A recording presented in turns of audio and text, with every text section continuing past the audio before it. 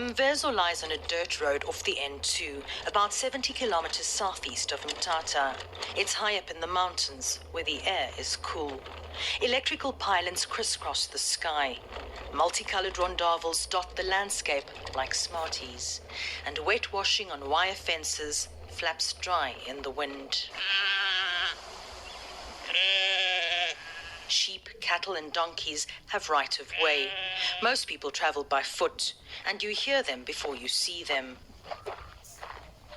The first chapter of the Nelson Mandela Museum at Mvezo is a simple open-air structure. A small stone room, wooden columns, cement floor, reed backdrop, 2 photos of Madiba and 3 of his quotes. I stand here before you not as a prophet, but as a humble servant of you, the people.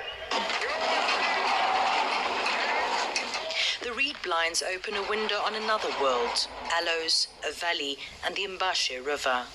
It's breathtaking, so quiet and tranquil, you instinctively whisper.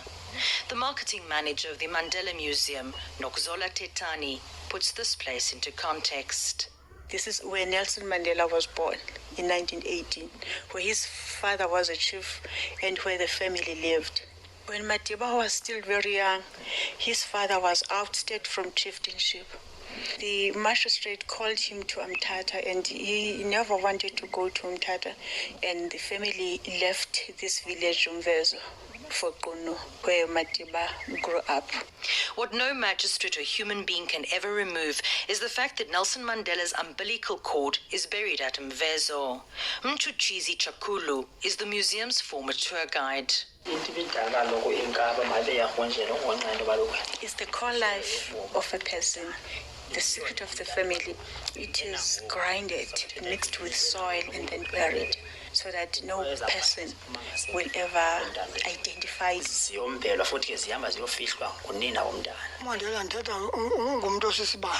Moshile Nompoko was also born at Mvezo, almost 5 years after Madiba. His facial features are fine, eyes milky blue, and teeth yellow. He compares Mandela to a light for having led his community out of the dark.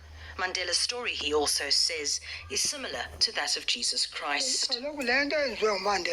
Jesus Christ was born in a horse stable, but he became so famous.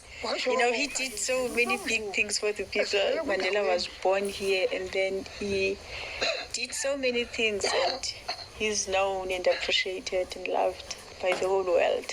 Northwest University history professor Kobus Dupisani describes 1918 as a red-letter year.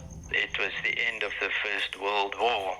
When Mandela was born in July, it was the end of the last big German offensive on the Western Front. And the armistice was concluded, which of course then led to the Treaty of Versailles. It was also a time of upheaval because it was just 1 year after the Russian Revolution, the spread of communism. Woodrow Wilson in that year put forward his so-called 14 points, and what he stressed was the right of self-determination of nations. Just after that, the carving up of Europe, especially Central Europe, started. The other major international event in 1918 that affected South Africa was the Spanish flu. Sybil Honigman of Cape Town was a young girl at the time. I went from one house to the other, and every house had sick people. In some cases, nobody to open a door. I saw cartloads of coffins. University of Pretoria history professor Frans Johan Pretorius says the flu pandemic claimed more than 20 million lives worldwide. He quotes one of South Africa's medical history experts. Howard Phillips reckons that more than 250,000 people in South Africa died because of the flu. This meant a new demography in South Africa, and also at this stage in 1918 we see that just over 50% of the people were urbanized, and therefore the rural areas were becoming less populated. I was born in the Eastern Cape. As a young shepherd, I looked after cattle and sheep. There was time to reflect. There are many people who feel that it is useless and futile for us to continue talking peace and non-violence. We came into prison full of the smell of gunpowder and rockets, and we had to learn from him that anger consumes the one in whom it resides. That was the journey to reconciliation. Nelson Mandela, a leader and a legend.